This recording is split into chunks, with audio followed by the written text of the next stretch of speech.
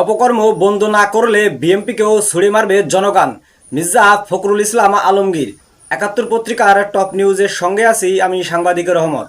বিএনপির নেতাকর্মীদের সতর্ক করে দিয়ে দলটির মহাসচিব মির্জা ফখরুল ইসলাম বলেছেন, অপকর্ম বন্ধ করুন, না হলে আওয়ামী লীগের মতো বিএনপিকেও জনগণ ছুড়ে মারবে।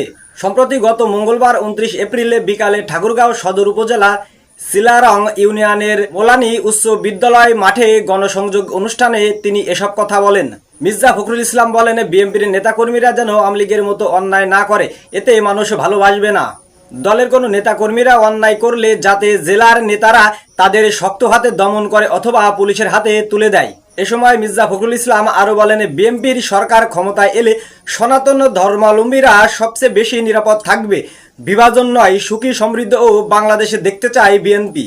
তো আপনারা মির্জা ফখরুল ইসলাম আলমগীরের কথা শুনে আপনারা বুঝতেই পারছেন মির্জা আলমগীর জনগণের উদ্দেশ্যে কি বার্তা দিতে চাইছে, বিশেষ করে বিএনপির নেতাকর্মীদের উদ্দেশ্যে। একই সঙ্গে তিনি সতর্ক করে বলেছেন, যদি বিএনপির নেতাকর্মীরা অপকর্ম করা বন্ধ না করে তাহলে বাংলাদেশের জনগণ আওয়ামী লীগের মতো বিএনপিকেও ছুঁড়ে ফেলবে।